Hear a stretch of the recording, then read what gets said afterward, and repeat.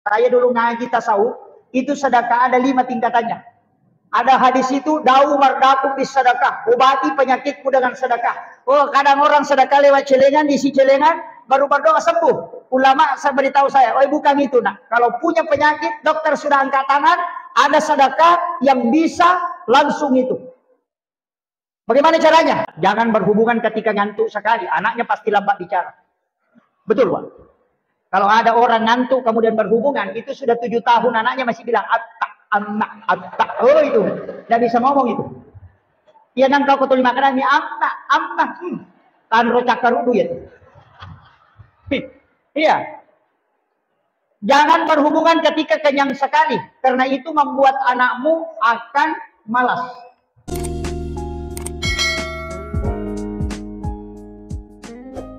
Hadratul muhtaramin wal muhtaramat ikhwan fillah. Alhamdulillah rabbil alamin. Wassalatu wassalamu ala asyrafil anbiya'i wal mursalin sayyidina wa maulana wa habibina wa syafi'ina wa ala alihi wa ashabihi wa sahabatihi ajma'in. Allahumma salli ala sayyidina Muhammadin wa ala ali sayyidina Muhammadin tibbil qulubi wa dawaiha wa afiyatil abdani wa shifaiha wa nuril absari wa diyaiha wa ala alihi wa sahbihi wa sallim. Yang kami muliakan dan kami ta'zimi para alim ulama, para tokoh masyarakat, wabil khusus Bapak Imam Masjid Raya Campuragen yang insyaallah semoga Allah Subhanahu wa taala senantiasa memberikan keberkahan dalam hidup beliau, sehingga dari lisan beliau kita bisa mendapatkan keberkahan. Yang kami muliakan, yang mewakili Bapak Bupati beserta seluruh rombongan, Bapak Kapolsek, insyaallah, Bapak anggota DPD RI sempat hadir bersama kita, anggota DPR, seluruh pejabat pemerintah, Bapak dari Kepala-Kantor Kementerian Agama, dan seluruh tamu undangan tanpa terkecuali, terkhusus lagi kepada panitia pelaksana yang sudah bekerja semaksimal mungkin demi terselenggaranya acara kita pada siang hari ini. Wabil khusus lagi yang kami muliakan dan kami takzimi para guru-guru mulia kita, anak-anak kita beserta ibu-ibu yang sempat hadir. Mohon maaf, saya tidak bisa sebutkan satu persatu nama dan gelar, yang jelasnya semua insyaallah mudah-mudahan kita yang hadir di tempat ini mendatangkan dan mendapatkan keberkahan, dan insyaallah kalau mudah-mudahan bisa mendapatkan syafaat baginda Rasulullah sallallahu alaihi wasallam. Amin amin ya rabbal alamin. Saya pakai bahasa Indonesia atau bahasa Bugis?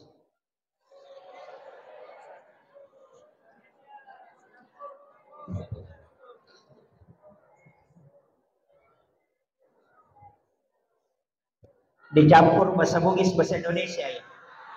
Oh, iya. Tadi saya tanya, bilang di sini pintar banyak bahasa Bugis, dan tidak apa-apa. Saya campur bahasa Indonesia bahasa Bugis. Bulan ini adalah bulan Rabiul Akhir.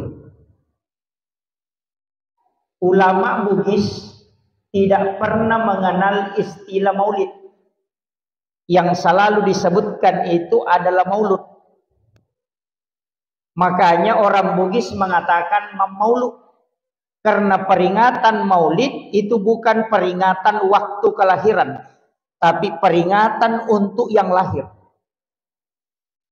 Kalau maulid itu waktu kelahiran, makanya peringatan maulid berarti peringatan waktu kelahiran Rasulullah.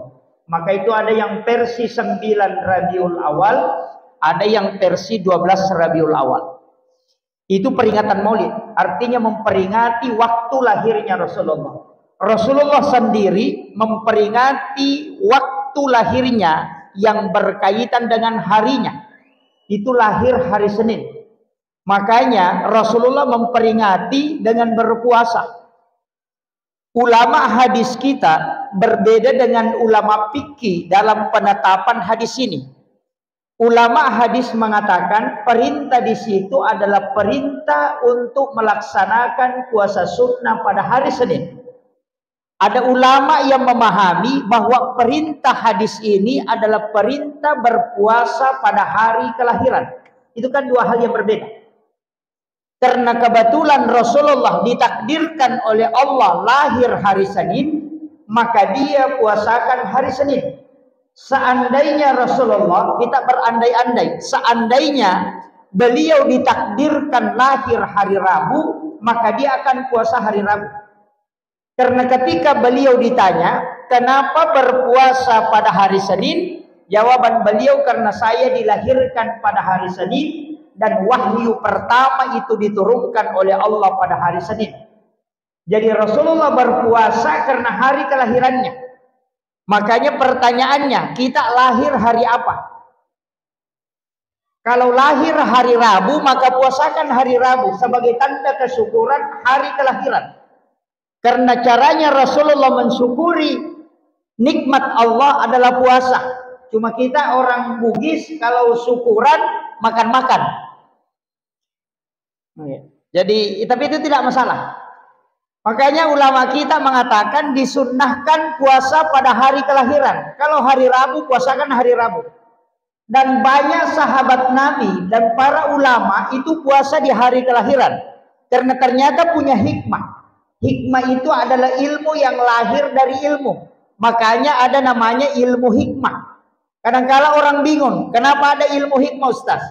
Ilmu ya ilmu, hikmah juga ilmu. Ternyata ulama kita membagi. Ada ilmu yang lahir dari ilmu dan tidak sedikit. Dalam satu hukum kadang ada 5 hikmahnya. Seperti kenapa daging babi itu diharamkan. Hikmahnya karena mengandung cacing pita. Hikmah itu tidak bisa merubah hukum. Nanti kalau misalnya ada kedokteran ahli bisa menemukan obat yang bisa membunuh cacing pita, tetap babi akan menjadi haram. Itu karena hanya salah satu hikmah dari keharaman. Ilmu hikmah ini disebut para ulama sebagai ilmu yang lahir dari ilmu. Saya kasih contoh, kenapa wanita kalau makan dilarang membuka bibir ketika mengunyah. Jadi komandre makunreye de nawading nabuka sumpan na komakemai. Hanya ketika dia menyuap dia membuka mulutnya, tapi pada saat mengunyah itu harus kasih rapat. Karena kenapa? Ternyata itu salah satu caranya, hikmahnya, itu wanita itu suaminya pengantin baru setiap malam. Kalau orang tahu itu betul. Artinya apa? Bibir atasnya perempuan itu terkoneksi dengan bibir bawah. Nah itu kalau sudah tidak paham lagi, saya tidak tahu bagaimana cara menjelaskan. Cuma sampai di situ saya bisa jelaskan. Itu hikmahnya. Kemudian kenapa kita dilarang melangkahi makanan? Kadangkala ada ikan di depan kita, kadang kita mengambil yang jauh. Besemali walimat malanandre. Kan itu dilarang. Hikmahnya, orang yang tidak melangkahi makanan itu rezekinya orang yang uruskan. Tapi kalau orang mengambil makanan yang jauh darinya, itu rezekinya tidak bisa dia dapatkan kecuali dia harus urusin. Itu hikmah, Pak. Kan ada orang makan itu seperti eskapator tangannya. Begini, itu kan itu. Itulah sehingga orang Bugis itu menggunakan baki supaya bisa diputar. Sebenarnya ilmu ini kan terbagi, Pak. Makanya ulama-ulama dulu kalau ilmu hikmah larangannya tidak pakai haram. Pasti istilah yang dia pakai adalah pamali. Larangan untuk ilmu hikmah itu disebut pamali. Larangan untuk ilmu fikih itu adalah haram. Jadi kalau ada istilah pamali, pasti itu ilmu hikmah. Tidak masuk ke hukum. Nah, ini penting saya luruskan dulu karena sudah mulai banyak sekarang yang menyalahkan itu. Ulama dulu kita itu hebat. Tidak pernah langsung menyalahkan. Saya menelusuri beberapa penjelasan ulama dan bertanya ke beberapa ulama sepuh yang masih saya bisa dapat. Itu luar biasa, Pak. Termasuk baca-baca. Orang Bugis itu kental dengan baca-baca termasuk doa-doa. yang bisa menyembuhkan tulang yang patah itu bisa disambung kembali tanpa menggunakan obat medis. Itu ada. Tulang yang retak itu bisa dia sambung kembali hanya dengan menyiram air putih. Itu bisa. Ulama dulu melihat itu, tapi ulama kita mengatakan kalau saya ganti baca-bacanya, dikhawatirkan kalau baca-baca ini tidak jadi. Kan begitu. Nanti ulamanya disalahkan. Mengatakan, wah kalau Pak Kiai mengatakan ini salah, kasihlah kami doa yang bisa menyambung tulang tanpa membaca baca-baca kami. Takutnya kalau diajarkan tidak jadi. Sehingga untuk melanggengkan doa ini, karena doa itu diterima oleh Allah, maka dia Islamkan. Dia kasih basmalah di depannya, baru dia kasih akhirnya baraka doa la ilaha illallah kum fayakun. Sehingga itu menjadi Islami. Itu hebatnya ulama dulu. Jadi dia tidak mengganti, tapi dia membungkusnya, mengawali dengan basmalah, menutup dengan kalimat la baraka doa la ilaha illallah kum fayakun. Itu caranya mengislamkan baca-baca. Sehingga baca-baca yang dulu yang tidak pakai itu semua diisi dengan itu. Sehingga prosesnya islamisasi baca-baca dan juga budaya yang diislamkan. Itu pentingnya. Ulama dulu berdakwah begitu, pakai budaya. Dan itu tidak hilang. Cuma sekarang ada yang memotong itu. Tapi tidak ada jadi sulbar, Pak. Cuma di kampung saya banyak.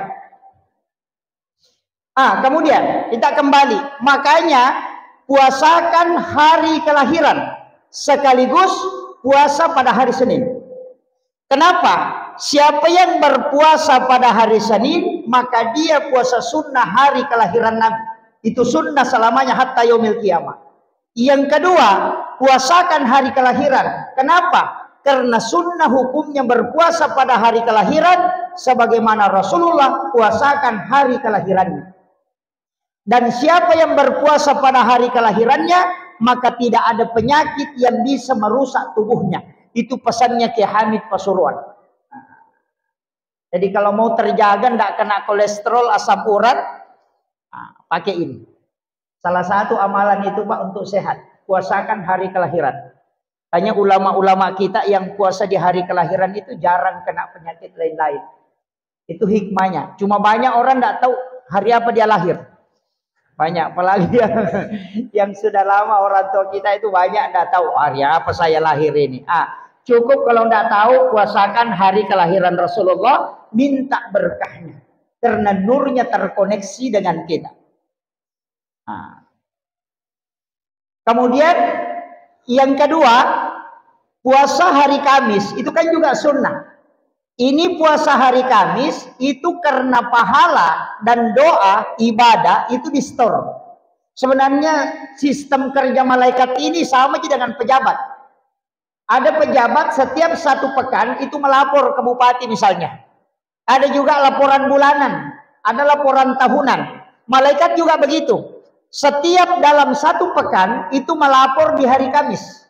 Makanya kalau kita berdoa, itu malaikat catat. Catatan ini nanti hari Kamis baru dilapor. Nah begitu. Makanya kalau orang hari Senin berdoa, itu belum dilapor Pak. Itu baru dicatat. Nah banyak orang berdoa baru berubah. Hari Senin minta sepeda, Selasa minta motor, hari Rabu minta mobil. Malaikat juga pusing. Iya, kalau kita mau ambil analisa sederhananya, kenapa? Karena malaikat belum lapor, kau sudah minta 3, dan ini sudah baru berubah. Dari situlah ada kaulun Imam Syafi'i mengatakan ijabud doa arba'ina yauman mania. Kalau mau diterima doanya 40 hari 40 malam berkesinambungan, jangan ganti doanya. Sama jika kalau ada anak kecil, setiap hari dia minta sepeda selama 40 hari. Belum sampai 40 hari kita akan belikan sepeda. Kecuali hari Senin minta sepeda, hari Selasa minta motor-motor, hari Rabu minta es krim. Kita cuma belikan es krim supaya dia diam. Begitu juga seketika kita berdoa, jangan ganti doanya. Dari situlah ada ulama menganjurkan mengikuti imam selama 40 hari berjamaah, jangan terputus. Karena doanya imam tidak pernah berubah. Di situ kuncinya. Jadi kita pelajari saja agama seperti itu Pak, gampang. Tidak susah.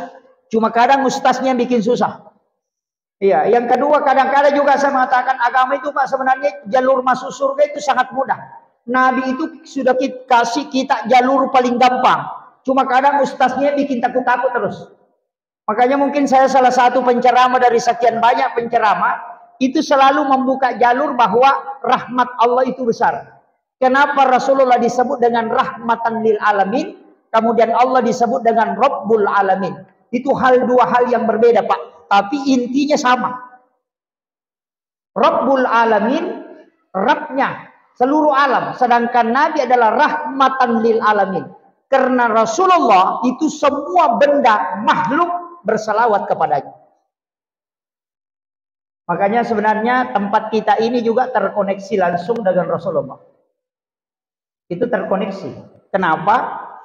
Tidak ada tempat tanah yang ditempati bangun masjid itu tidak terkoneksi langsung dengan Rasulullah. Karena dalam satu risalah bahwasannya air yang dipakai memandikan Rasulullah itu kan air dari sumur Gars. Kalau ada yang naik umrah, silahkan datang ke sumur Gars. Kalau di Madinah itu 20 rial itu naik mobil ke sana, ambil air sumur Gars. Karena Rasulullah sebelum wafat itu punya wasiat. Nanti kalau saya meninggal, air yang kau gunakan untuk memandikan aku, ambil air dari sumur Gars. Nah, jadi bukan air Sam-Sam. Banyak di antara kita itu kalau meninggal dimandikan campur dengan air Sam-Sam. Rasulullah tidak.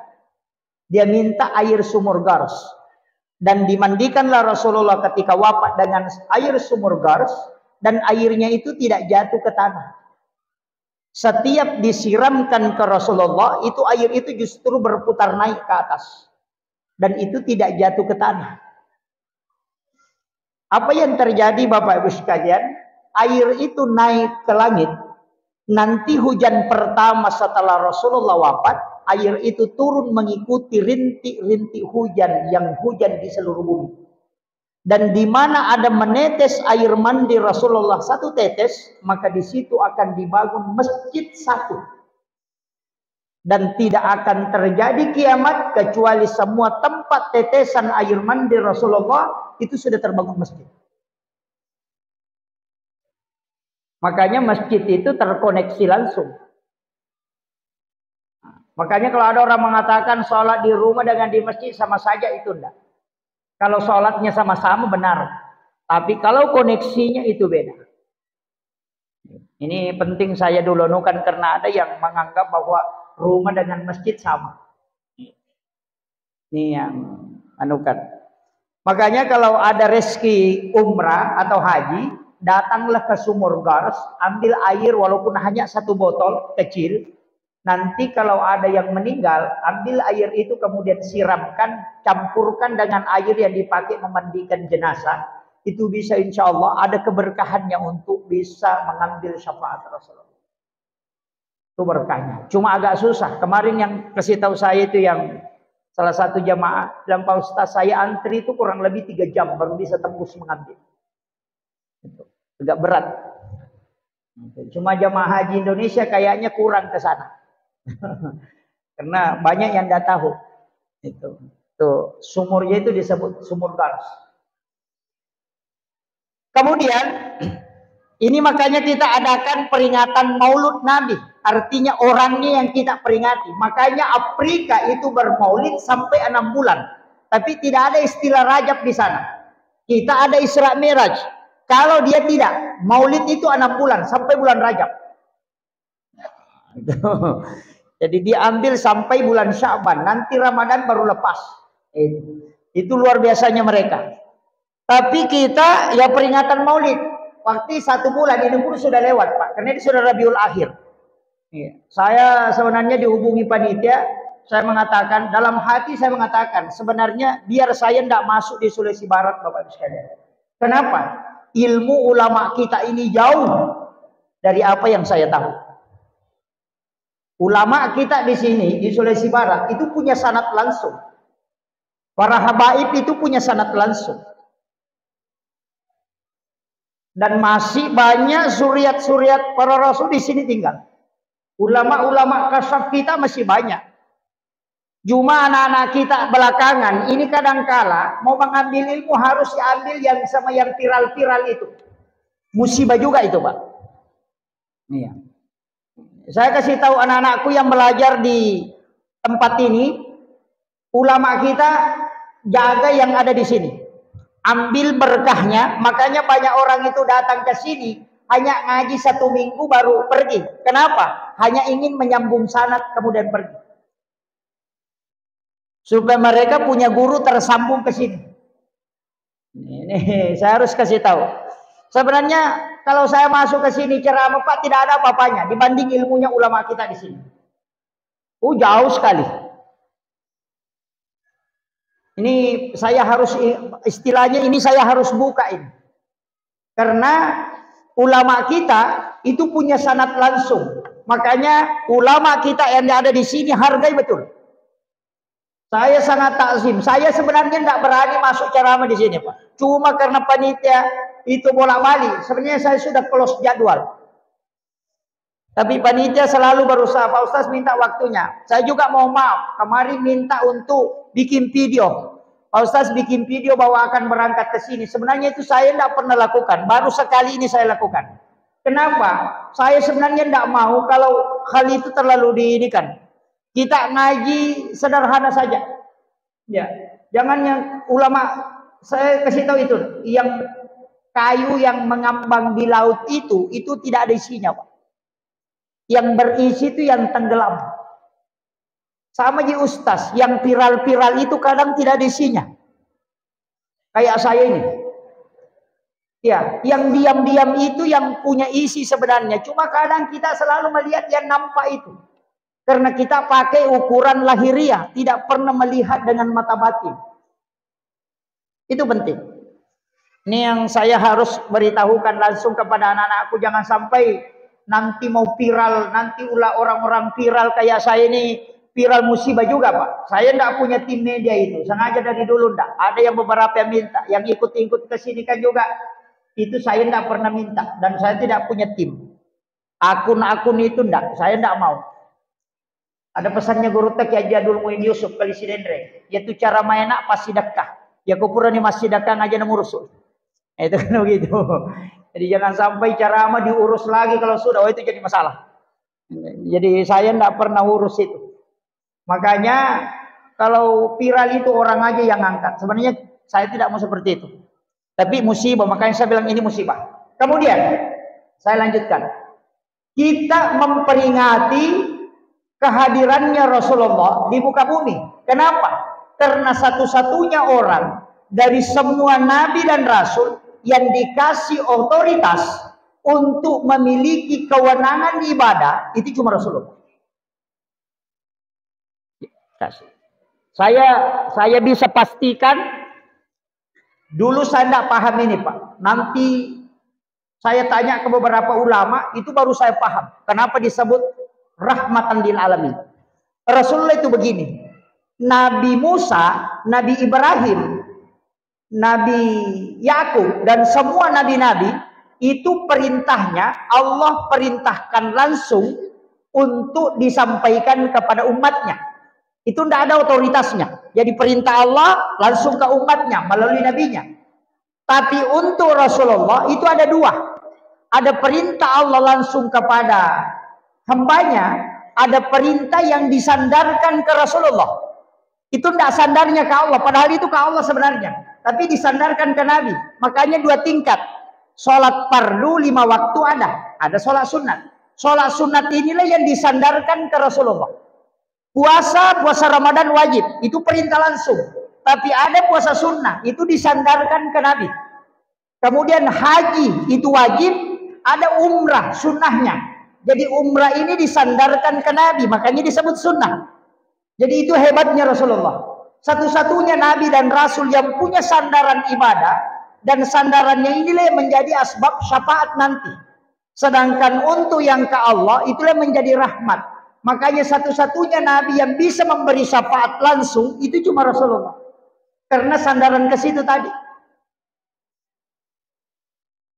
Kenapa? Kita besok tanya. Kenapa bisa seperti itu? Itu karena Rasulullah yang meminta. Bahkan ada 22 doanya Rasulullah, cuma 1 yang tidak diijabah oleh Allah. Allah memang minta, "Intu ini ya Rasulullah saya tidak terima." Ditolak. Ada 22 itu. 21 diterima, Pak. Apa doanya? Dia minta, ya Allah pendekkan umurnya umat. Jangan panjang. Nabi Daud itu 900 tahun lebih. 930. Ada umatnya yang tembus sampai 1000 tahun. Rasulullah tidak minta itu. Yang dia minta, likulli sayin hasabi wa hasabi ummati baina sitina wa sabain. Antara 60-70 tahun. Kenapa? Nabi sudah hitung. Kalau dia berdosa, tidak lama berdosa. Itu sudah hitungannya. Kalau orang 1000 tahun umurnya Pak main judi, minimal 900 tahun main judi. Iya, betul. Jadi kalau Rasulullah hitung-hitung, kalau umatku dia melakukan dosa, itu tidak lama. Makanya hisabnya juga tidak lama. Itu juga peluangnya, dia meminta bonus. Makanya dia katakan, ya Allah, ketika umatku melakukan kebaikan, maka lipat gandakan. Tapi ketika dia melakukan dosa, cukup satu yang kau tulis, itu pun kalau dia tidak bertobat. Dan itu dikabulkan, Pak. Makanya manja bil hasanati falahu asru amsalihah. Ketika kau melakukan satu kebaikan, Allah lipat gandakan menjadi 10. Tapi ketika dosa, itu cuma satu. Dan ketika kau bertaubat, dirubah menjadi kebaikan. Itu hadiahnya itu luar biasa, Pak. Makanya ulama dulu itu tidak pernah memvonis orang masuk neraka kalau berdosa. Dia paling mengatakan, taubat maka baru sholat. Kenapa? Dia sudah hitung. Kalau satu kali berbuat kebaikan, satu kali kau berdosa, kan masih ada bonusmu 9. Kalau hitung-hitung, kan begitu. Kan 10 kalau kebaikan. Tapi jangan jadikan ini supaya kita melakukan dosa. Wah, parah itu. Ini hanya jalur supaya kita betul-betul bahwa Rasulullah memang adalah rahmat untuk kita.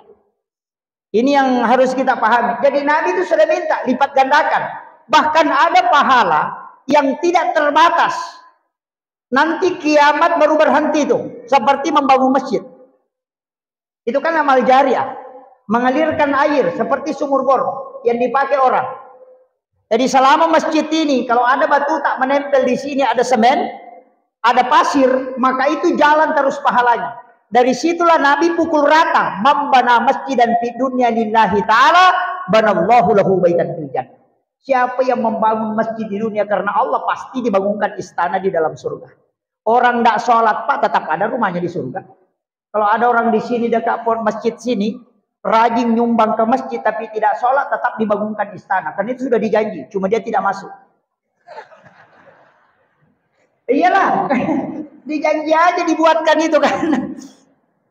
Jangan langsung mengatakan, wah biar kalau sudah menyumbang sudah masuk surga. Enggak, cuma janjinya kalau bangun masjid dibangunkan istana di sana.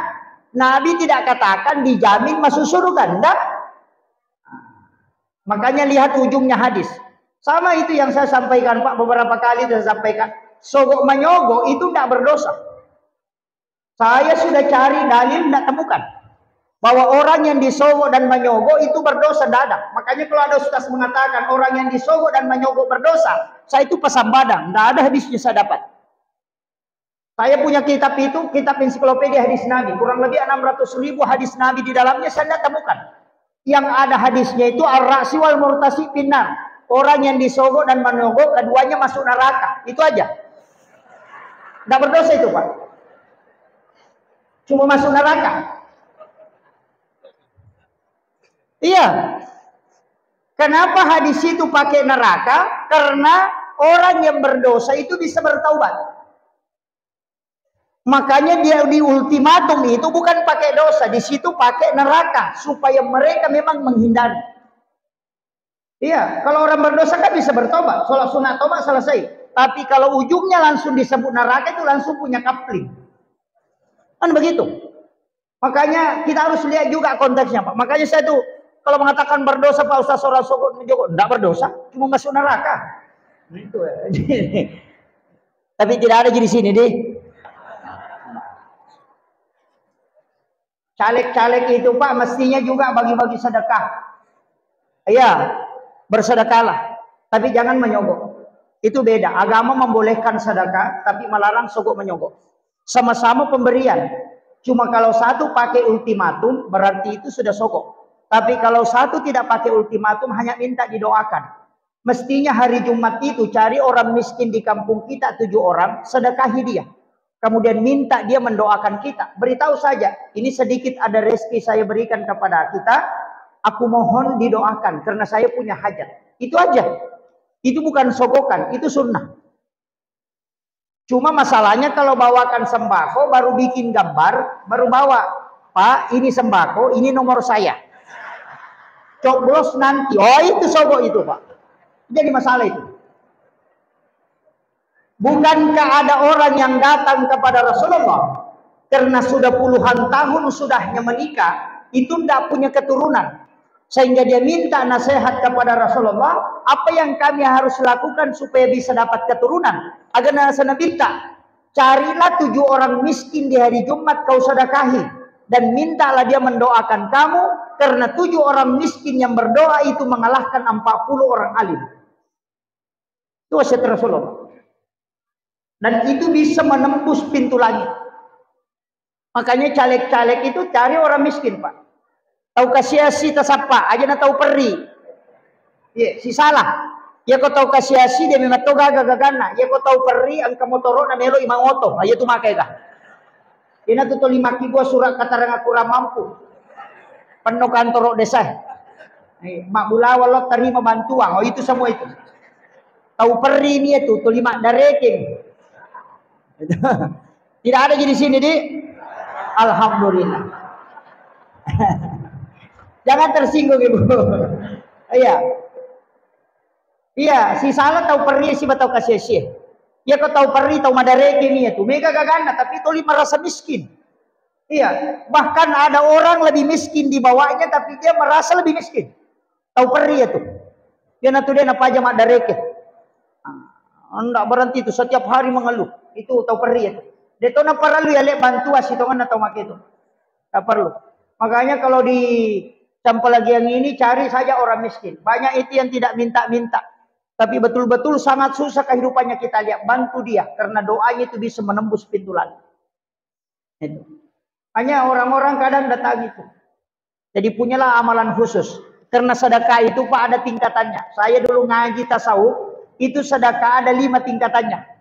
Ada hadis itu. Dau mardakum bis sedekah. Obati penyakitmu dengan sedekah. Oh, kadang orang sedekah lewat celengan, isi celengan, baru berdoa sembuh. Ulama saya beritahu saya, oh bukan itu nak. Kalau punya penyakit, dokter sudah angkat tangan, ada sedekah yang bisa langsung itu. Bagaimana caranya? Itu sedekah tingkatan pertama. Kalau ada orang minta sumbangan, kasih kunci tempat uang. Itu.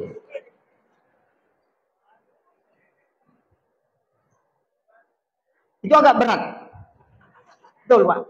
Kasih PIN ATM. Oh, itu luar biasa. Kenapa? Orang kayanya Mesir itu yang bendahara membantu Universitas Al-Azhar Kairo Mesir. Ketika dapat waktunya mau pembelian penyaluran beasiswa, itu dia cuma serahkan kunci peti besi tempat uangnya. Dia cuma mengatakan ini tempat uang saya, ini kuncinya. Silahkan ambil, kalau kurang melapor. Kalau ada sisanya simpan saja di situ. Dan apa yang terjadi Pak? Menurut informasi yang saya dapatkan oleh ulama kita mengatakan, ketika sudah diambil 2 hari, 3 hari dia buka, itu justru kotak tempat uangnya itu selalu penuh. Padahal itu sudah diambil. Kan ada rezeki itu yang tidak melalui wa yarzuqu min haitsu la yahtasib itu. Ada itu. Makanya ada jalur khusus. Cuma kadang kita tidak bisa Pak. Karena bilang, bagaimana kalau ngambil semua? Wah, nah, itu yang jadi masalah. Ini yang agak berat ini. Kemudian, tingkatan yang kedua, sedekahnya, jangan tahu berapa yang kita sedekahkan. Ya kalau lalu celengannya, ambil uang, jangan lihat uang berapa, masukkan. Tutup mata, itu hadis qudsi lagi. Allah mengatakan nigi-nigi ataku malengak dena bilangan ngak nalengae de to bilangan nguparewakangi. Itu janji Allah. Nah, kalau kita kadang ditarik uang 100 didorong lagi masuk. Nah, segi salah jepu. Jadi masalah juga itu. Itu kuncinya. Kan sebenarnya ada ulama mengatakan yang banyak itu berapa? Kalau 10.000 itu tidak banyak karena ada 20.000. Kalau 50.000 itu tidak banyak karena ada 100.000. Tapi yang banyak itu ketika kau sudah tidak tahu. Sama dengan zikir, berzikirlah dengan zikir yang banyak. Kalau kau baca 10.000, kan masih ada 20.000 di atasnya. Tapi ketika kau baca dan kau tidak tahu jumlahnya, maka itulah yang banyak. Nanti Allah yang menghitung. Itu kalau kita pakai pendekatan tasawufnya. Tapi kalau pendekatan fikihnya sesuai dengan ritmenya. Kalau wirid ya ada jumlahnya. Ini kalau saya buka aja tuh yang kita pakai yang mana saja. Kalau mau belajar tasawuf ya tasawufnya pasti agak berat karena dia berkaitan dengan tidak pakai logika. Nah itu kalau tasawuf. Tapi kalau fikih pasti ke logika. Pakai fikih akal. Makanya anak-anakku belajar di sini itu luar biasa. Anda pelajari ilmu fikih, ulamanya disebut fuqaha. Yang dibahas itu tentang halal haram. Rukun-rukunnya ibadah. Kalau naik satu tingkat, itu ada namanya kajian iman. Itu ulamanya disebut murabbi.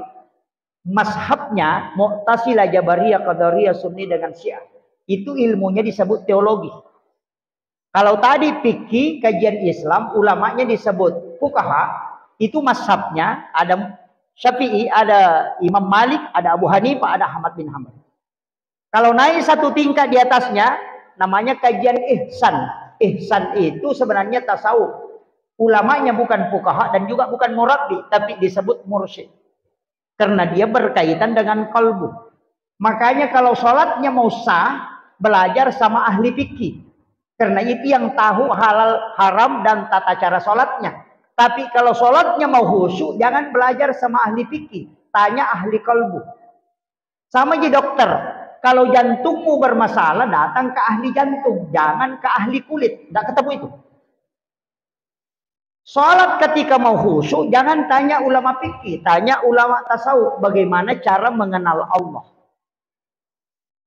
Masing-masing ada ranahnya, Pak. Cuma kadang orang sekarang selalu mencampur. Pokoknya agama ini cuma satu. Sempurna sudah. Baru dia belajar fikih, baru mau khusyuk. Makanya dia Allahu Akbar. Tidak bisa. Bagaimanapun caranya Allahu Akbar. Tidak bisa. Kenapa? Karena dia pakai gerakan untuk mau khusyuk. Itu tidak bisa. Yang mengingat itu kan di sini. Bahkan saya pernah dikasih tahu. Nah, kalau kau cari Allah, itu pasti kau capek. Kan kuncinya ada di situ. Kalau kau sholat, kemudian kau cari Allah, pasti kau capek. Caranya tidak capek, gampang. Kau yakin dilihat oleh Allah. Selesai. Itu aja. Makanya katakan orang bertakwa itu bukan orang yang selalu mengingat Allah, karena pasti lalai.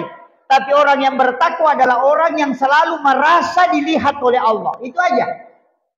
Makanya anta'budallaha ka'annaka tarahu fa illam takun tarahu fa innahu yaraka. Sembahlah Tuhanmu seakan-akan kau melihat. Itu kan yang pertama. Fa illam takun tarahu, jika tidak bisa, yakin saja fa innahu yaraka. Dia melihat aku. Selesai. Dia melihat aku takbir, dia melihat aku ruku, dia melihat aku sujud. Selesai. Itu yang paling gampang. Kita berjalan, Allah melihat aku berjalan. Selesai. Kenapa? Wa huwa ma'akum aina ma kuntum. Dia selalu bersamamu dimanapun engkau berada. Bahkan wallahu aqrabu min hablil warid. Allah itu lebih dekat daripada urat lehermu. Dari situlah ulama mengatakan, jangan kau cari, tapi yakini bahwa dia melihat engkau. Sudah selesai. Itu aja. Sama kalau ada CCTV, toh, dia melihat kita. Karena pandangan Allah tidak pernah luput. Itu aja. Kalau mau naik ke atas, itu yang capek. Allah. Lama jalan.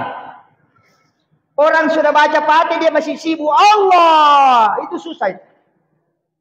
Inilah yang banyak. Anak-anak ribut di belakang, marah-marah. Katanya tidak khusyuk, padahal anak-anak tidak ribut, tidak khusyuk juga. Itu iya. Jadi masalah juga itu cuma dijadikan alasan, itu. Tapi tidak ada di sini. Ada. Kemudian saya kembali. Rasulullah itu pemegang otoritas syafaat. Cuma kadang kita keliru, Pak, karena ada dua perintah. Yang pertama, kirimkan salam. Yang kedua, kirimkan sholawat. Ini dua hal yang berbeda. Kalau mengirimkan salam supaya kita diperhatikan langsung oleh Rasulullah. Tapi kalau mengirimkan sholawat itu supaya terkoneksi untuk syafaatnya. Kan dua hal yang berbeda. Kalau sholawat, Allahumma sholli ala Muhammad wa ala Muhammad. atau Allahumma sholli ala Sayyidina Muhammad wa ala ali Sayyidina Muhammad. Itu sholawat. Kalau salam, assalamu alaika ya Rasulullah, assalamu alaika ya Habiballah, assalamu alaika ya Sayyidi, assalamu alaika ya Taha, assalamu alaika ya Yasin, assalamu alaika ya Ababar Ruh, assalatu wassalamu alaika ayyuhan nabi wa rahmatullahi wa barakatuh. Itu yang disebut salam. Kalau ingin diperhatikan langsung oleh Rasulullah, maka kirimkan salam. Tapi jika ingin mendapatkan syafaatnya, kirimkan salawat. Itu dua hal yang berbeda. Makanya ulama mengatakan, koneksikan dirimu dulu sebelum kau bersalawat. Makanya selalu pencara mengatakan, mari kita mengirimkan salam dan salawat. Tidak pernah terbalik ya. Mari kita mengirimkan salawat dan salam.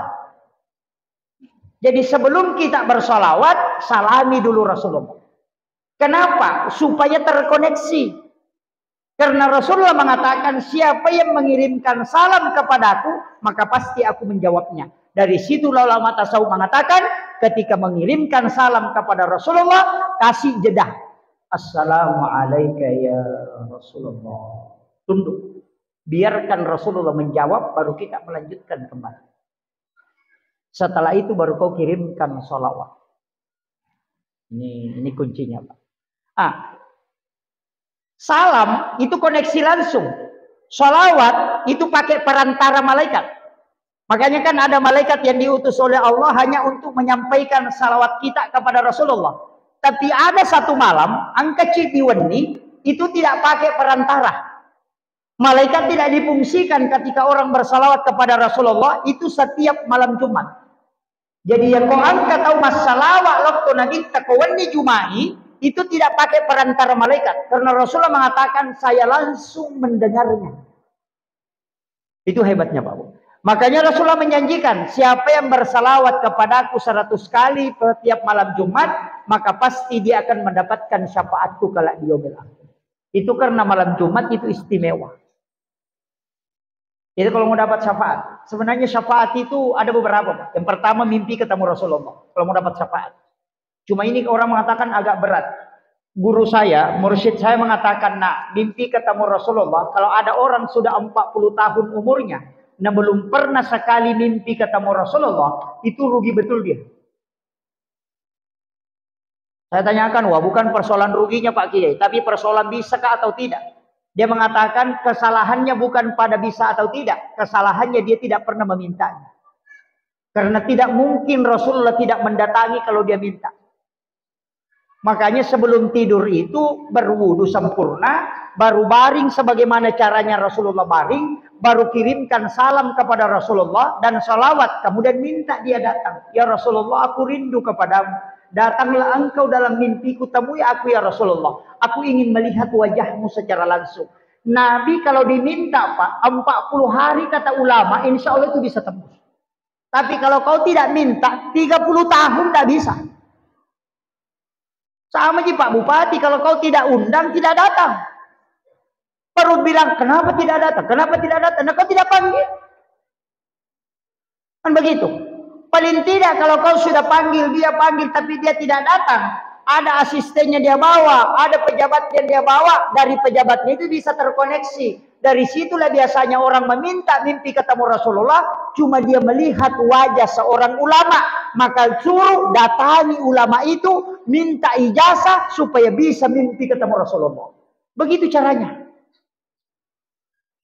Sama di Pak Bupati yang dia utus ke sini, maka kalau mau ketemu Pak Bupati, tanya yang disuruh datang ke sini. Kan begitu. Ini saya kasih tahu jalurnya Pak. Padahal ulama kita di sini banyak tahu. Ya. Jadi kalau mau mimpi ketemu Rasulullah, kadang Nabi itu memperlihatkan hal yang lain. Allah bilang, oh dari jalur sini nanti ketemunya baru bisa koneksi.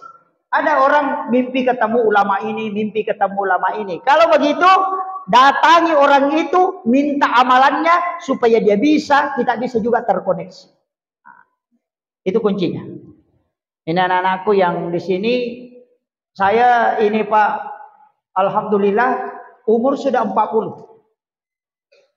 Saya lahir Desember 83, 1983. Jadi pas umur saya tahun ini 40. Ini kan tahun 2023. Jadi kita sebenarnya di ulama-ulama kita dulu itu aja yang diajarkan. Jangan mengatakan tidak bisa, tidak. Kau minta memang. Kalau kau tidak minta, jangan menyesal kalau dia tidak datang. Nah, itu makanya kalau mau tidur berwudu, kemudian kita meminta. Salami Rasulullah, kirimkan salam kepada Rasulullah, kirimkan sholawat, setelah itu minta dia datang. Insya Allah Rasul akan mendatangi kita. Karena dia mendengarkan langsung. Ketika kita salami, dia dengarkan langsung. Dan dia menjawabnya.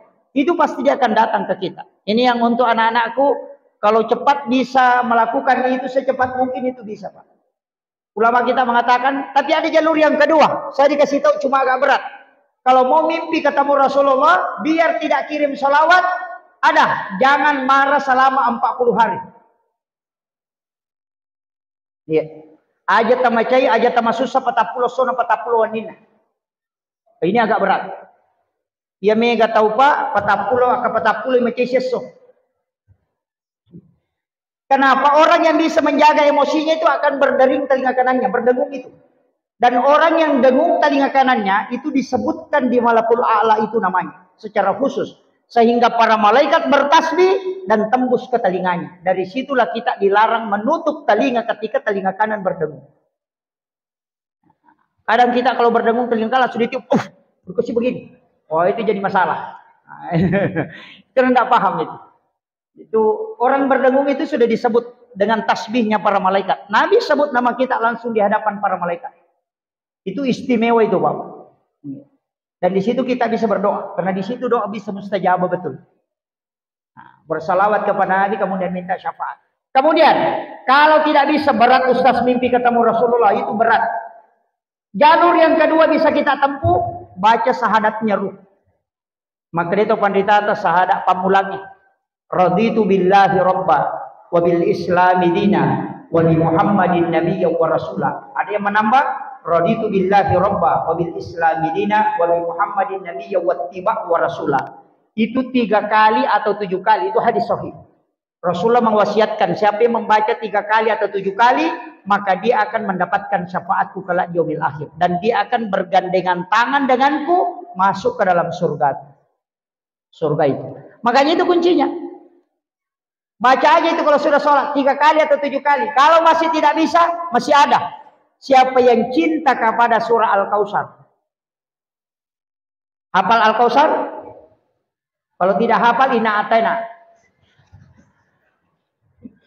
Kadang ada orang tidak tahu kalau bilang Al-Kautsar. Kalau bilang Inna Atayna, oh iya saya hafal itu Ustaz. Oh iya. Surah Al-Kautsar adalah surah yang diturunkan untuk menenangkan kalbunya Rasulullah ketika anak laki-lakinya bernama Ibrahim wafat, maka Allah turunkan surah ini untuk menenangkan hatinya Rasulullah. Termasuk ulama kita mengatakan apapun yang bergejolak ketika dibacakan ini pasti diam. Makanya ibu-ibu kalau mau goreng telur itu dari dulu sudah dipakai. Kalau mau goreng telur dan itu berletus minyaknya, cukup baca itu pasti tenang. Ombak yang besar itu ketika dibacakan itu pasti tenang, Pak. Saya sering naik pesawat, itu kalau cuaca jelek, kita tempelkan tangan, itu dibaca kemudian ditempelkan tangan, minta berkahnya itu tenang itu. Anak-anak menangis tengah malam, cukup itu yang dibacakan, diletakkan di dadanya atau di ubung-ubungnya. Itu luar biasa, Pak. Surah Al-Kautsar ini memang luar biasa. Sampai-sampai ibu-ibu sebenarnya itu paling hafal itu. Karena paling sering dipakai, cuci daging, cuci ikan, semua yang bisa mendatangkan bau amis, kalau dicuci dengan air terakhirnya membacakan surah Al-Kautsar, itu tidak bau amis. Yana tu nasa ngogi, maka dia bisa isara. Dari situ, itu membaca surah Al-Kautsar itu, hilang baunya itu. Makanan yang tidak masak, menasuki nadena menasu, mamatanan reta. Selama periuknya masih panas, tidak usah nyalakan kompor. Ambil saja garam, bacakan surah Al-Kautsar, letakkan di atas penutupnya. Kalau periuk itu sudah dingin, maka makanan yang ada di dalamnya itu masak. Itu berkahnya itu. Makanya orang dulu itu banyak dia pakai. Cuma saya tidak bongkar. Bahaya Pak kalau dibongkar itu. Nanti Al-Kautsar saja yang dipakai. Waduh jadi masalah itu. Iya. Itu surah yang sangat pendek. Rasul mengatakan siapa yang menghafalnya dan mencintainya, maka dia akan mendapatkan syafaatku. Tapi untung surah Al-Kautsar, Pak. Seandainya Al-Baqarah setengah mati menghafal. Itu saking mudahnya itu yang saya bilang. Tadi saya mengatakan otoritasnya Rasulullah ini sangat mudah itu. Kemudian, apalagi permintaannya Rasulullah. Ini yang dia mengatakan semua amalan nabi-nabi terdahulu kumpulkan dan berikan untuk umatku karena umurnya pendek. Maka dikasihlah. Ada puasa putih kan? Ayyamul Bid namanya. Itu puasa putih. Itu bukan puasanya Rasulullah sebenarnya. Itu puasanya Nabi Adam. Ketika dilemparkan ke bumi, dia puasa 3 hari. Hari pertama dia puasa sepertiga badannya putih. Hari kedua 2/3 badannya putih. Hari ketiga seluruh badannya putih. Makanya disebut puasa putih. Itu 13, 14, 15 ompono ulangi. Pakai hitungan kalender Hijriah. Itu Rasulullah mengatakan siapa yang puasa pada 3 hari setiap bulannya, sama kalau dia puasa 1 bulan penuh. Itu berkahnya. Nah, makanya ini kan puasanya Nabi Adam. Kemudian ada satu nabi Pak, namanya Syam'un. Nabi Syam'un itu 1000 tahun dia berjihad. 1000 tahun dia berjihad. Kalau siang dia puasa sunnah, kalau malam sholat tahajud. Tapi berperang sendiri menggunakan rahang unta. Dia mengatakan rahang keledai. Jutaan orang kafir dia bunuh. Sendiriannya berperang, tidak ada pengikutnya. Tapi dia 1000 tahun berjihad. Siangnya dia puasa sunnah, malamnya dia tahajud sampai pagi. Itu yang dilakukan terus. Namanya Nabi Syam'un. Orang barat menyebutnya Samsung. Kan ada film itu. Samsung. Itu sebenarnya Syam'un. Nabi itu. Nabi takjub dengan itu. Apa yang dia minta? Ya Allah, bisakah umatku mendapatkan hadiah yang melebihi apa yang dilakukan oleh Nabi Syam'un? Dan Allah kabulkan. Dari situlah ada namanya malam Lailatul Qadar. Itu kuncinya Pak. Jadi Nabi itu sudah dikasih kumpulan ibadah. Makanya ada beberapa sholat sunat, ada beberapa. Itu kalau diamalkan, itu luar biasa. Karena umur kita kan pendek. Nah, amalkan itu. Perbanyak ibadah. Bahkan Nabi kan minta. Haji diperintahkan kepada Nabi-Nabi sebelum. Nabi Ibrahim diperintahkan. Nabi minta. Kalau haji 1 kali di 1 tahun. Nah sholat di Masjidil Haram dan di Masjid Nabawi itu jauh daripada di masjid kita di sini. Tidak bisa sama. Nabi minta. Kalau haji ya Allah. Berarti 1 kali saja dia berangkat 1 tahun. Kasih kesempatan umatku bisa berangkat kapanpun tanpa melalui haji itu. Maka diberikanlah dia pahala ibadah umrah. Makanya umrah disebut sunnah, hajinya itu wajib. Itu karena hadiah pahalanya yang ditunggu Rasulullah. Ini makanya saya bilang kalau kita tidak ambil itu kelewatan betul. Yang punya uang Pak, silahkan berangkat umrah kalau tidak bisa berangkat haji. Kalau Sidrap itu mendaftar haji umum, sekarang dia daftar itu 38 tahun baru bisa berangkat. Jadi kalau anak TK didaftar, nanti S2 baru bisa berangkat. Iya. Itu kalau mengikuti jadwal itu. Iya. Jadi makanya umrah saja. Tapi yang sering berangkat umrah kurang-kurangi. Biar 1 kali saja 1 tahun. Tidak usah bolak-balik setiap bulan berangkat. Jangan. Yang banyak uangnya jangan selalu pakai naik umrah kalau sudah berangkat. Umrahkan orang. Kalau tidak mengumrahkan orang ada kuncinya. Bangun pondok-pondok khusus yang bisa untuk tahfizul Quran dan baca kitab. Itu pahalanya tidak terputus sampai yaumil kiamah. Tapi kalau naik umrah, kalau umrahnya diterima alhamdulillah, kalau tidak angkat tangan. Apalagi umrah sekarang banyak yang selfie-selfie. Tawaf baru selfie. Kita tawaf dulu deh. Tolong di like dan share. Itu jadi masalah. Tawaf itu kan sholat sunnatul masjid. Kalau di Makkah, di Masjidil Haram tidak ada sholat sunnatul masjid, yang ada tawaf. Kenapa 7 putaran? Karena 7 anggota sujud, 2 tangan, 1 kepala, 2 lutut, 2 kaki. Sa'i juga 7. Kenapa 7 itu koneksi semua? Langit 7 lapis, tanah 7 susun. Tawaf itu 7 putaran, sa'i 7 putaran, 7 hari kelahiran suruh akikah, 7 tahun itu suruh sholat. Itu koneksi semua. 14 tahun kemudian tambah 7 lagi 21 suruh menikah. Kalau dia tidak menikah sampai 28, nanti 29 itu sampai 38 baru bisa menikah. Hanya kalau ada orang tidak menikah sampai umur 28, nanti 30 lebih baru mau menikah. Nanti mendekati 40 baru mau menikah. Makanya yang sudah menikah itu di umur 40 mau menikah lagi tuh. Jadi jangan heran Bu kalau suaminya 40 mau menikah lagi, itu memang muncul lagi tuh. Ini saya kasih tahu ibu-ibu ya, jaga suami tak baik-baik. Dulu itu orang cuma curi sandal, curi emas. Sekarang ada pencuri suami. Iya. Iya, Megan itu pengalakai makokoy. Utamanya rojanda TikTok enggak ada. Iya, yang selalu goyang-goyang begini. Aku pengen dimanja. Itu yang bahaya itu. Masuk ke dalam kamar, pakai celana pendek, pakai baju pendek, baru mutar-mutar, goyang-goyang kayak ular. Itu yang bahaya. Itu yang bikin error otaknya laki-laki. Hanya jaga baik-baik suami kita. Ada doanya itu. Bismillahi ala nafsi wa mali wa ahli. Dibaca 7 kali kalau maghrib, 7 kali kalau subuh. Insya Allah Rasulullah mengajarkan. Baca 7 kali supaya keluargamu aman. Itu aja. Bismillahi ala nafsi wa mali wa ahli. Hafal ya? Alhamdulillah kalau sudah hafal. Itu pendek sekali. Bismillahi ala nafsi wa mali wa ahli. Serahkan kepada Allah dan Rasulnya. Kemudian, saya yang kasih tahu begini. Jalur masuk surga itu kan ada syafaat. Syafaat itu terbagi. Ada syafaat karena Al-Quran. Ada syafaat karena Rasulullah. Rasulullah pun terbagi. Ada syafaat umum, ada syafaat khusus.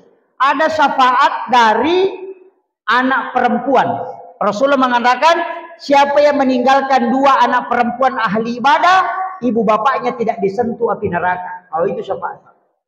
Makanya saya itu anak pertama perempuan, anak kedua perempuan. Karena mursyid saya kasih tahu, nak, nanti kalau sudah menikah bikin anak perempuan dulu 2 atau 3, baru bikin anak laki-laki. Anak perempuan pertama, anak kedua perempuan, alhamdulillah. Saya bilang, oh ini benar juga kata ulama. Cuma dulu saya tanyakan, bagaimana caranya? Dia bilang, kunci anak itu cuma di napas. Itu ilmu hikmah, Pak. Kalau napas kanan yang kuat berhubungan dan itu tinggal, insya Allah itu akan menjadi laki-laki. Kalau kiri itu perempuan. Itu ilmunya. Ada juga bilang naik kiri ke kanan, naik kanan ke kiri. Bukan, napas. Itu saya sudah kasih tahu. Ya, ya, saya dapat ilmu itu dulu di Aceh, Pak, di Biren. Pegurut tak, saya dikasih langsung. Sampai-sampai ada beberapa ilmu itu saya tidak terapkan karena agak susah. Mereji, Pak. Sama di kitab Imamul Ghazali itu kan, kalau mau melahirkan anak alim atau ulama, bahkan bisa sekelas wali, itu ada waktunya. Di bulan Ramadan, pas selesai buka puasa, sebelum makan apa-apa, setelah minum, berhubungan. Ketika istrimu hamil, anakmu bisa menjadi seorang ulama. Itu pesannya Imamul Ghazali. Dalam kitab Hiya. Bukan pesan saya, itu hanya saya teruskan. Kemarin ada yang komen di Facebook itu saya lihat, Pak Ustaz, bagaimana caranya ini? Kenapa bisa Ustaz bilang begitu? Bagaimana caranya kita mau sholat maghrib? Ya terserah kamu. Saya cuma sampaikan pendapat ulama. Makanya saya itu ceramah, Pak, tidak pernah sampaikan pendapat pribadi. Kenapa? Kalau orang protes saya bilang protes ulamanya. Jangan protes saya, karena saya itu hanya menyampaikan yang disampaikan ulama. Kalau mau sepakat atau tidak sepakat bukan urusan saya. Makanya saya ini hutaba bukan ulama. Ulama itu Imamul Ghazali. Kalau saya hutaba itu penyampai. Saya ini cuma televisi, Pak. Ya, kalau ngomong Syafi'i begini, saya sampaikan ini pendapat Syafi'i. Ngomong Imam Malik begini, saya sampaikan ini pendapat Imam Malik. Nanti kalau diprotes dari kemudian sama malaikat, kenapa bilang begitu? Saya bilang, itu Imam Syafi'i bilang, pergi tanya Imam Syafi'i sana, jangan tanya saya. Itu aman saya itu, Pak. Iya. Kalau saya keluarkan pendapat, menurut saya, oh pasti disuruh tuh duduk di sini dulu, kemudian diadili dulu. Jangan dulu langsung masuk, kau harus diadili. Makanya masuk surga itu bisa melalui syafaat para ulama. Makanya saya itu bertengger di mana? Bertawassul ke Hadratus Syekh Hasyim Asy'ari. Karena dia adalah wali Allah. Kalau nanti kelompoknya Hadratus Syekh dipanggil, bisa ikut situ nebeng. Ada yang dari Sulawesi Barat sini, yang di Campalajiang ini, kita bertengger ke ulama kita. Ada Kiai Haji Muhammad Tahir di Malapio, itu wali Allah yang sangat masyhur, dan itu diakui hampir seluruh dunia. Kenapa? Karena dia punya makam yang sangat tinggi. Guru Tai itu bertengger ke situ, bertawassul ke situ, karena ada jalurnya ke situ. Karena kalau kita mau masuk surga pakai amal kita, oh tidak bisa, Pak. Sholatnya cuma 5 menit, itu pun kejeli-jeli kepalanya bagi Allah. Bagaimana? Sholat 5 menit, gosipnya setengah jam, bangkru itu 25 menit, Pak. Gak bisa. Ya, makanya ulama dari dulu selalu bertawassul. Menyambung ke sini jambung. Kenapa? Sama di listrik. Karena kita tidak punya listrik sendiri, gandengkan sama listrik yang ada. Tempel ke situ. Cantol di situ supaya kita bisa terkoneksi. Karena ada orang masuk surga itu karena syafaat para ulama. Maka ziarahilah dan datangilah semua ulama yang kita kenal, karena boleh jadi di antara mereka ada salah satu yang menggandeng tanganmu masuk ke dalam surga. Itu wasiat Suryat Datuk Kalampayang ketika saya berziarah dengan beliau. Dia wasiatkan, anakku, dimanapun kau berada, kalau ada makam para ulama atau ulama itu masih hidup, datangi dia, minta dia mendoakan kamu, karena tidak tahu, boleh jadi salah satu di antara mereka ada yang menggandeng tanganmu kala untuk masuk ke dalam surga. Oh, itu luar biasa, Pak. Saya itu enggak, kalau masuk ke ini, oh ini ada ulama, sini ada makam, saya singgah. Cuma kadang kita keliru kalau ke makam, kita bertawassut, minta langsung, jangan. Doakan ulama itu, setelah itu berdoa, ya Allah, berikan aku keberkahan, berikan anak-anak dan keturunanku keberkahan sebagaimana berkah yang kau berikan kepada ulama ini. Itu namanya tawassul. Jangan bilang, oh penganu, angka kak menyeng capo mu pure Pak Boti he, aja mo kina, aja mula saya capo ne monri he, anu na yo, oh, naperkenalkan semua. Bukan begitu, Pak. Bukan. Datangi, doakan, baru minta kepada Allah keberkahan. Dalilnya mana? Ihdinas siratal mustaqim, siratal ladzina an'amta 'alaihim. Di situ bukan siratal Nabi, bukan siratal Rasul, tapi siratal ladzina an'amta 'alaihim. Jalannya orang-orang yang kau beri nikmat. Guru Kiai Muhammad Tahir Iman Lafiq diberikan nikmat karamah. Itu yang kita minta. Berikan aku, anak-anakku dan keturunanku. Jangan bilang anakku, anak terlalu pendek, nanti cucunya nakal. Makanya kalau berdoa pakai doanya para nabi, anak-anak dan keturunanku. Nah, itu dapat semua ke bawah. Nah, ini anak-anakku saya ajarkan ini, karena banyak orang tua kita dulu salah. Sudah kasih menikah anaknya, datang ke kuburan, langsung teriak, menantu barumu, lihat ibu mukanya, jangan bikin sakit ya, jangan kasih jati kalau naik motor, waduh, tuh nenek-nenek jangan bisa begitu. Padahal kita disuruh siara untuk mengambil berkah, supaya anak kita nanti lahir itu bisa mengikuti jejaknya ulama. Nah, itu kuncinya. Makanya kalau nanti ada sudah menikah di sini, langsung datang ke kuburannya Guru Teh Malam. Di sini ada makam ulama kita. Ini tidak jauh, cukup kirimkan doa, bertawassul, kemudian minta kepada Allah, berikan aku keberkahan, anak-anakku kelak. Makanya pengantin baru disuruh ziarah kubur sebelum berhubungan. Nah, itu tadi kalau mau jadi ulama anaknya, caranya berhubungan di bulan Ramadan, pas selesai buka puasa, sebelum makan apa-apa, baru sudah minum air putih, berhubungan. Tapi susah, Pak, karena menjelang maghrib. Itu tidak boleh lama. Kalau bisa, itu bisa melahirkan ulama di situ. Itu kata Imamul Ghazali. Saya hanya sampaikan. Kalau tidak bisa pakai yang kedua, sesudah sholat duhur, itu bagus sekali. Itu pesannya guru Profesor Dr. Quraisy Shihab kepada Profesor Dr. Arifuddin ketika pengantin baru. Berhubungan sesudah sholat duhur, itu anakmu akan cinta agama. Itu ada hadisnya Rasulullah, tapi isyarat. Ketika engkau ingin masuk ke dalam kamar ibu bapakmu di siang hari, ketuk pintunya. Kenapa siang disebut? Itu ada isyarat untuk orang tua. Kenapa bukan malam? Itu syaratnya. Yang kedua, kalau tidak bisa ketiga, sebelum dan sesudah sholat subuh, itu juga bagus. Supaya anak itu cerdas. Tapi ada pesan, jangan berhubungan ketika ngantuk sekali. Anaknya pasti lambat bicara. Betul, Pak? Kalau ada orang ngantuk kemudian berhubungan, itu sudah 7 tahun anaknya masih bilang, atta. Oh itu, tidak bisa ngomong itu. Ya nang kau kutuli makanan ni amma. Tan rocak karudu ya tuh. Iya. Jangan berhubungan ketika kenyang sekali, karena itu membuat anakmu akan malas. Makut tumatu anak ekongka. Ia kembali wasalladaki palasang. Kalau sudah bermimpi berhubungan kemudian berhubungan secara nyata menyebabkan istri hamil, maka anaknya akan kena epilepsi atau penyakit ayam. Itu penelitian Bapak Profesor Dr. Dadang Hawaris. Itu penting saya sampaikan. Makanya hati-hati, jangan sembarangan, Pak. Maka berwudu sebelumnya, minta doa. Ketika diberikan kenikmatan, letakkan tangan di atas dada. Laki-laki meletakkan di lantai, kemudian dia menunjuk ke atas. Itulah pesan ulama. Angin laukona, riwatku menyembuh. Itu kuncinya. Ketika engkau menunjuk ke atas, baca doa sapu jagat. Rabbana atina fid dunya hasanah. Singgah. Jangan kasih lewat. Nasabah itu nasab Pak dongeng nak dia pegagai sana. Kau yang mengisi, makanya disebut sapu jagat. Rabbana atina fid dunya hasanah. Decengagan nalino macinai liserini. Makanya disebut sapu jagat. Ada kan orang baca itu kasih terus saja. Rabbana atina fid dunya hasanah wa fil akhirati hasanah wa qina azabannar. Maka di gurutta itu cek kosong, tidak ada visinya. Di Rabbana atina fid dunya hasanah singgah. Ilawi agamilau. Ya ko anak madece ngilau yo kutu. Ya ko bupati minta di situ. Parampo o ko mati tu ilau. Saya kasih tahu memang. Ya natulang ka maka daw kita nga na di ewakibwa o pipa di sangang ewakibwa o komiti jabatan ewakibwa itu semua istilah orang ulama kita. Napa ini tanana maka da mancito panrita matu. Mabicu obi. Kenapa? Karena di situ dia bisa kenal. Ini yang saya kasih tahu. Ini rahasia Pak. Ngaji tasawuf lama itu tidak dikasih. Ya, alhamdulillah. Saya kira ini yang penting saya sampaikan Pak. Ini sudah 1 jam lebih, hampir 1 jam setengah saya ceramah. Ya, saya masih punya acara di Pinrang, jadi saya mohon maaf.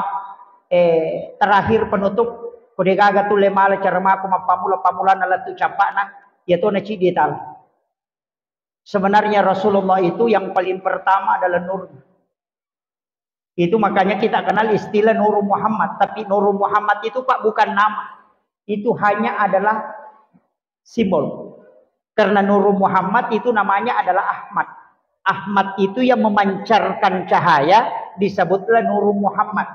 Kenapa dia Ahmad? Karena dia melekat semua. Ahmad itu kan sholat juga. Berdiri huruf alif, ruku huruf ha, sujud huruf mim, duduk huruf dal. Makanya tulisannya Ahmad. Jasad kita kan juga dari 4 unsur. Api, angin, air, tanah. Api simbolnya berdiri, angin simbolnya ruku, air simbolnya sujud, tanah simbolnya duduk. Makanya tulisannya juga adalah Ahmad. Dari situlah sehingga mengatakan likulli syai'in min nuri Muhammad. Segala sesuatu itu dari nurnya Muhammad. Karena Nur Muhammad itu nama aslinya adalah Ahmad. Cuma dia punya pancaran, disebutlah dia Nurun Muhammad. Setiap pancarannya itu masuk ke semua benda. Jadi ada masuk ke telur, masuk ke ini, masuk semua. Termasuk ke diri kita, masuk disebutlah rahasia. Sikirnya adalah Allah. Di tubuh kita kan ada jasad, ada ruh, ada rahasia, ada nafas. Ada 4 yang kita zikir itu. Aja nasikiri na cidimi. Apa nalengi pengala ta'ala panremanang ya ropa. Itulah sehingga ada mengatakan sikir watakale, sikiri na napasae, sikiri na rahasia, kemudian sikirnya ruh. Makanya ada 4 karena memang kita dikasih 4. Saya tidak terlalu membahas jauh itu. Tapi intinya Nur Muhammad salawatnya disebut salawat Jibril. Makanya dipakai sallallahu ala Muhammad. Itu bentuknya fi'il madhi, bukan fi'il mudhari. Yang fi'il mudhari Allahumma sholli, yang fi'il madhinya sallallahu. Kenapa? Karena sebelum jasadnya Nabi Rasulullah diciptakan, ruhnya sudah diciptakan. Sehingga ruhnya yang disolawati, nurnya ini disebutlah salawat bentuk fi'il madhi. Karena belum ada jasadnya dia sudah disolawati. Salawat kepada nurnya disebut salawat Jibril. Pakai sallallahu ala Muhammad. Makanya pakai itu. Makanya kalau mahalul qiyam kita pakai sallallahu ala Muhammad. Itu karena nurnya hadir. Bagaimana caranya menghadirkan? Gampang. Karena terkoneksi langsung. Semua benda di situ dia ada nurnya. Sama aja dengan video call. Koneksikan langsung muncul. Sama gitu Pak. Tidak jauh beda. Ulama kita dulu paham video call itu sebelum ada video call. Cuma nak belakangan itu video call tapi dia tidak tahu hakikatnya. Akhirul kalam. Wallahul muwaffiq ila aqwamit thoriq. Assalamualaikum warahmatullahi wabarakatuh.